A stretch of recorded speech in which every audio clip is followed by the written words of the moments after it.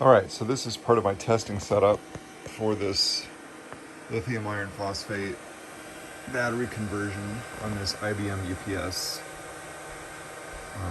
So this is the UPS main board, and I have this piece of plastic here just to direct the airflow from this little fan across the board like it would be when the cover is on. So that's what this is for. This is a 240 volt UPS, and right now it's connected to wall power, 240 volt. And I got a single, so the gray cord is the input, and then this black cord here goes to this test load. These are two 150 watt incandescent bulbs. They're actually three-way bulbs. I have them on the highest setting.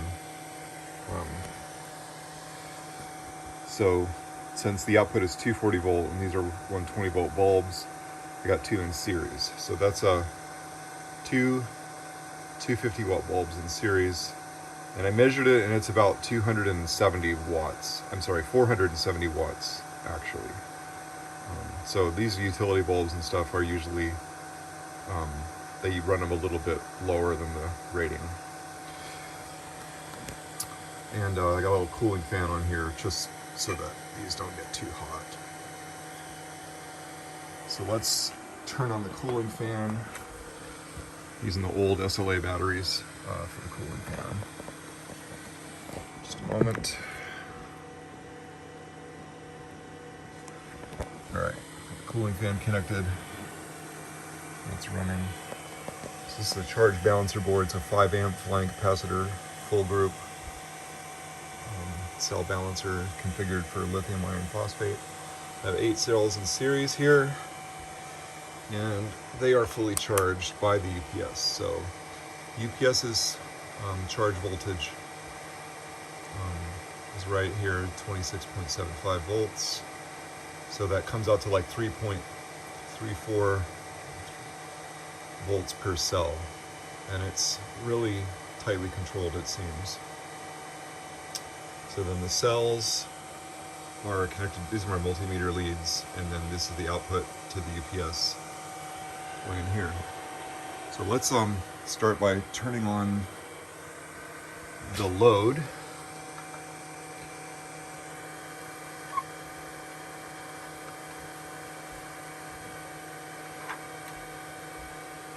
Okay. So those are going.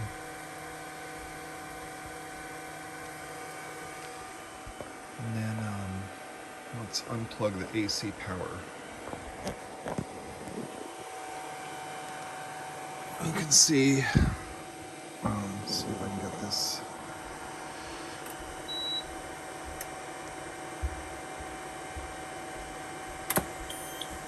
We're running on AC now. You can see the battery voltage is dropping. So that's like the float voltage coming off pretty quick, but it starts dropping a lot more slowly when it starts discharging the bulk of the battery. This is that annoying little beeper. So probably pulling about 20 amps from the batteries. And we do have a thermometer here. We'll check some temperatures. 69 Fahrenheit. That board doesn't seem to put off any heat at all. 68. Batteries don't really seem to get very warm, even under heavy charging or heavy load. Of course, these batteries can put out like 150 amps, I think, continuous. So this UPS is only pulling probably 20, maybe 30 max. Not a problem. And then the board here,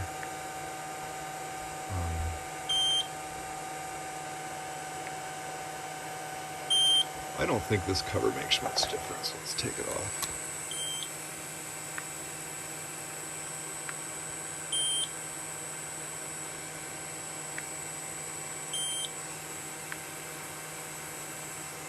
This little component gets kind of hot. This transformer. All right, so let's put this back together here. And I can even feel the air coming here is a little warm, but nothing to write home about.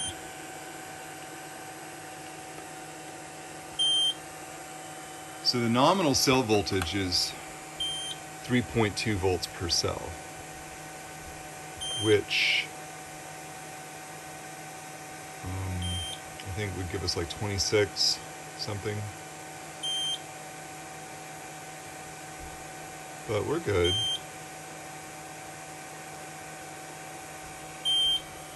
So this is operating under load. You know, that's the batteries are holding up under almost 500 watts load. So let's just put the camera on a little mount here and let this run.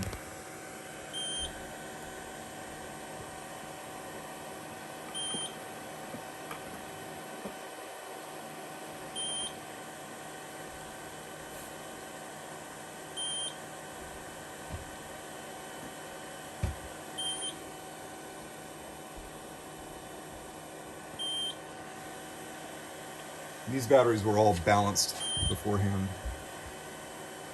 They were showing like 3.34 volts each.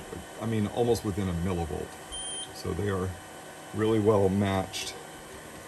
Let's see if I can get the reflection off that meter.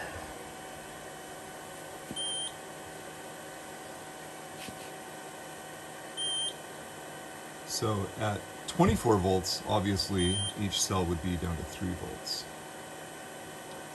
Probably isn't going to hurt these batteries. These are Headway cells. They're extremely tough.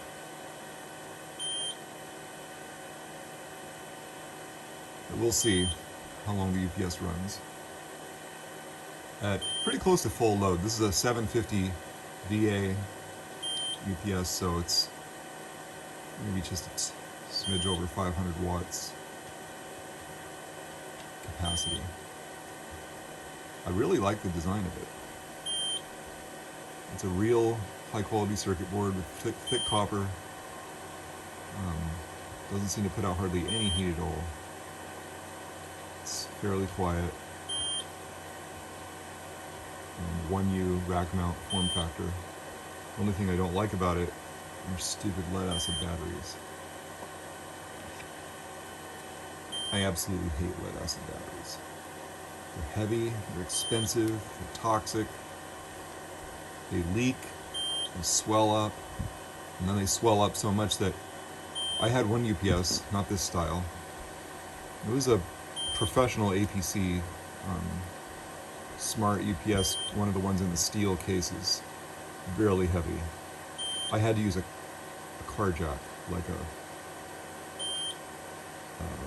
what do they call those things?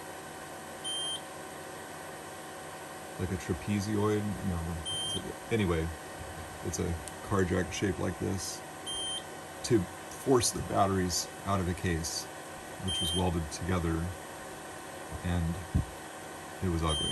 I got them out. Stupid lead-acid batteries. So I'm replacing them with these lithium iron phosphate. I know the UPS wasn't designed for it.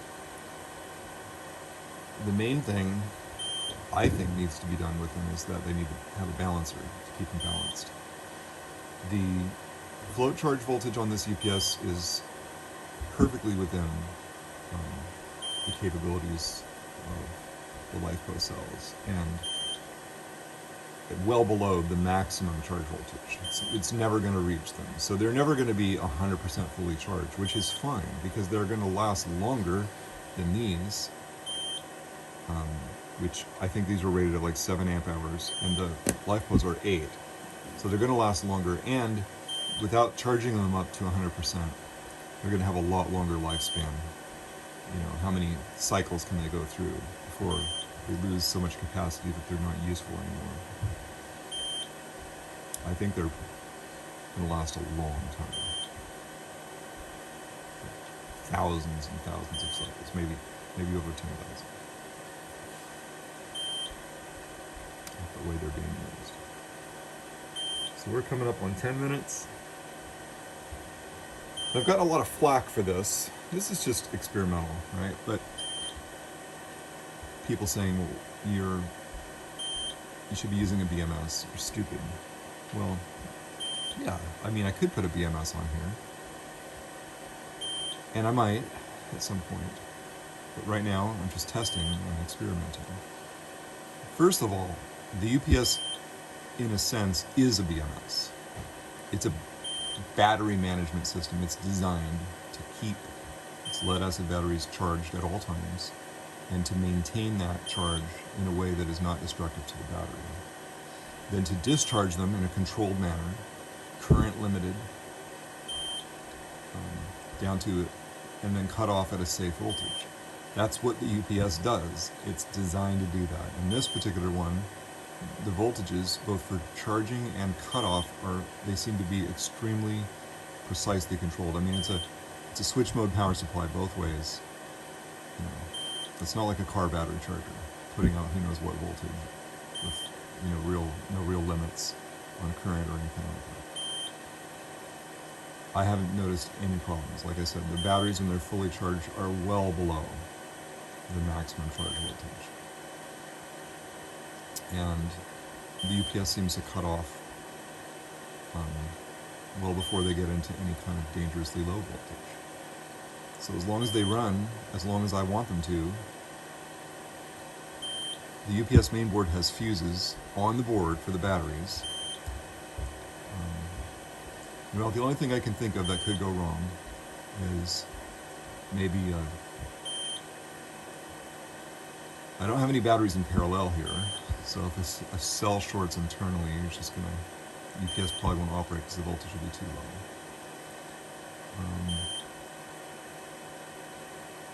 If a cell goes open or high resistance, it's not going to put out enough current to run the UPS. If any one cell varies from the others, voltage-wise, the balancer is going to correct it within limits. It's a 5 amp balancer. So, and, could the batteries overheat? Sure, they could overheat. Some odd failure occurred. And it's inside a steel case, and I have this in a location where I'm not worried about anything about it. Like, if it caught on fire, it wouldn't cause any problems.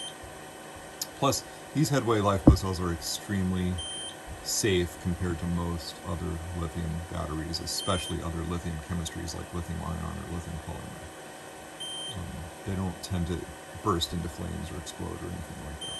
The probably worst thing they would do is vent some hydrogen gas.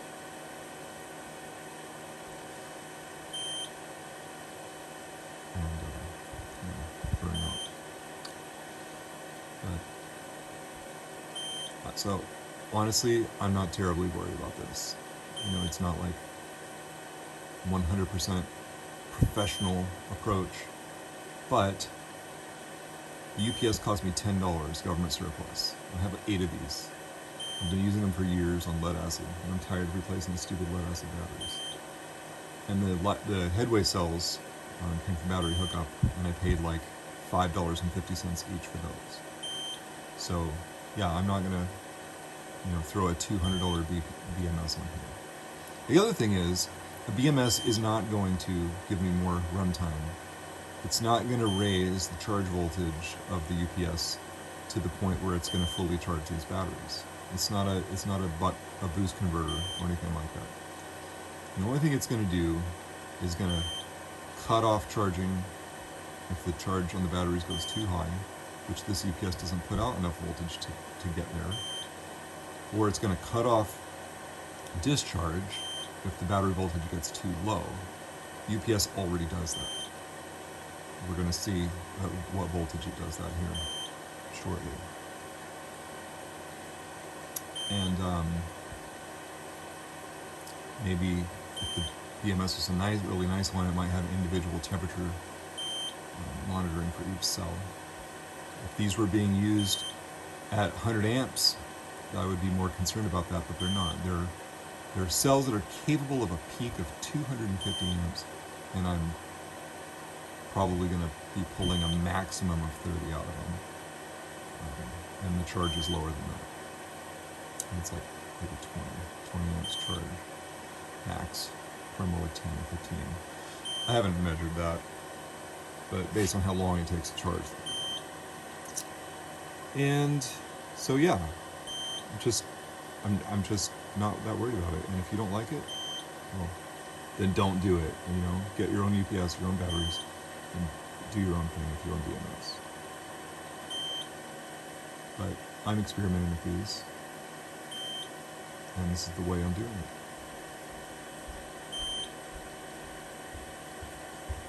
So we're down to 23.8 volts. Now the thing is, these lithium cells have a really flat discharge curve.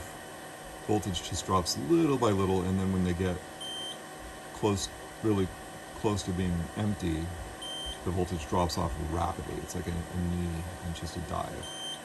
So we might be approaching that knee.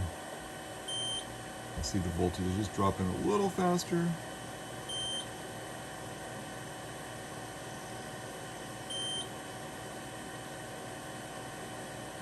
Keep in mind too that the voltage shown is the battery's under load. So as soon as the UPS cuts off, they're gonna recover pretty quickly. Let's check the temperature. So the UPS is beeping a little faster. That means it's detecting that the batteries are close to being depleted, based on the voltage, I guess. Batteries have reached 84.5 degrees. They are slightly warm to the touch, slightly. Like,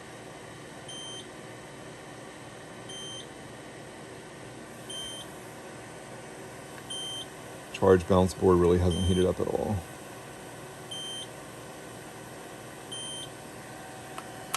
So I believe we're going over the cliff now, the voltage.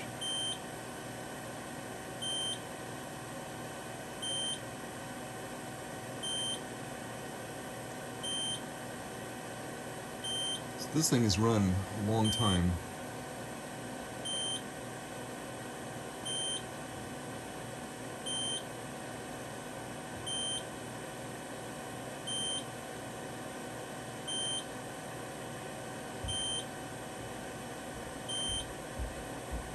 So I'm not sure what it's designed to run lead acid batteries down to, but 10 volts, or I guess this thing uses 6-volt lead acid batteries, so 5 volts per battery would be my guess.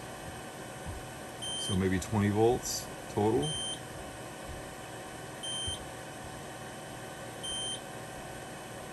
Yeah, we're dropping. And I'm on a concrete floor, a fire extinguisher handy. Here it goes. So just under 20 volts at cutoff, and you can see that the battery voltage is already recovered to like 23 volts.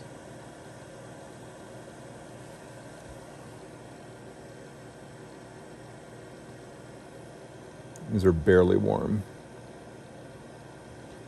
And they're all exactly the same temperature, from what I can tell. 88.5, 88.5, 90, 88, 89.5, 90, 88, 89.5, 88.5. You might be wondering why I'm holding this right on the cell, because they're kind of reflective, and I don't want to pick up reflections. I want to try to get a shadow and just measure the infrared only on the cell. So they're all within like a degree of each other, temperature-wise. Now let's test the individual voltage on each cell. See how balanced they are after that pounding they just took.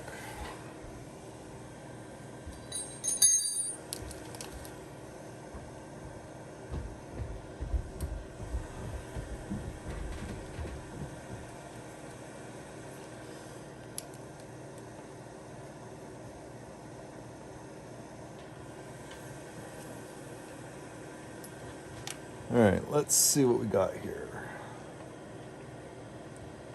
3.022,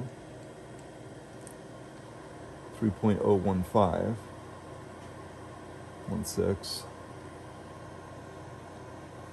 2.96,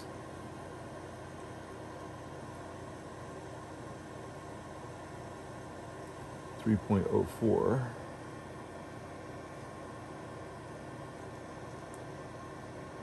3.024, 3.027,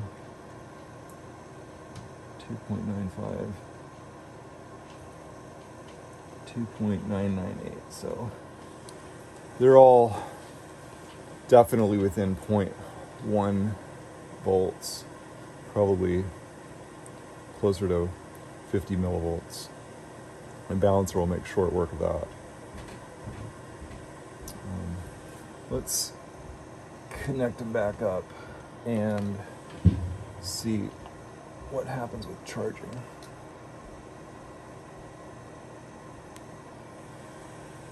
So they've recovered to 24.15 volts.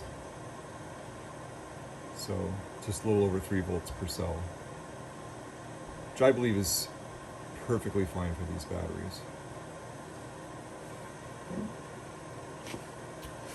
Let's plug the AC back in.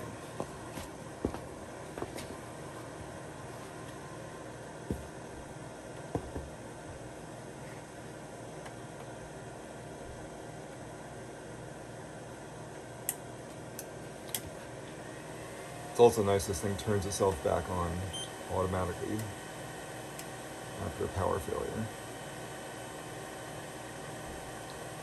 So we still have the full load, but as you can see, it's still charging. Let's turn off the load here.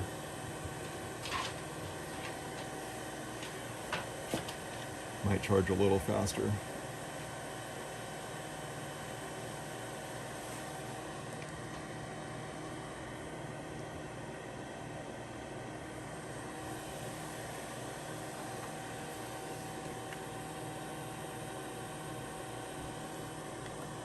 Looks like the balancer's working a little bit.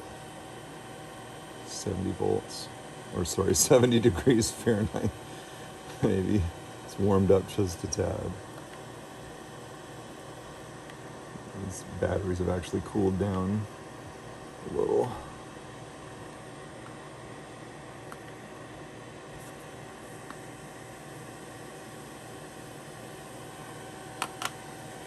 So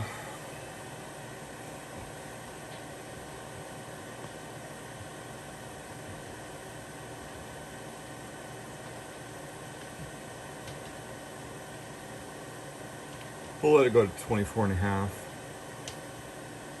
And then while I stop the video, this is probably about as much fun as watching paint dry. But I just want to document some of the testing that I've done.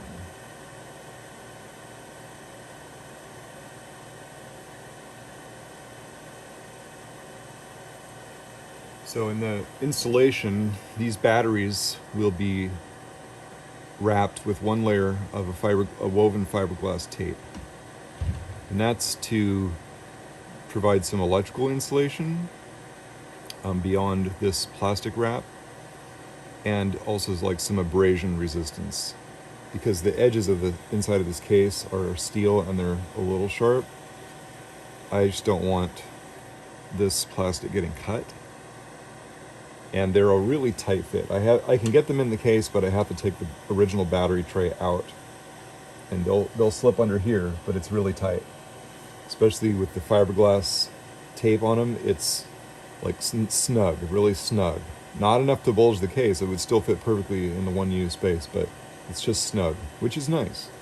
And then there's also, I wrap, so these cells are covered with fiberglass tape, and then around the outside, some thick electrical tape to cover these screws, and then the BMS is going to be mounted on a piece of insulating foam and then put in here in front of the batteries. And then there's this disconnect. This is off the original batteries. So that's it. And it's lighter weight-wise. These are a lot cheaper than lead-acid batteries.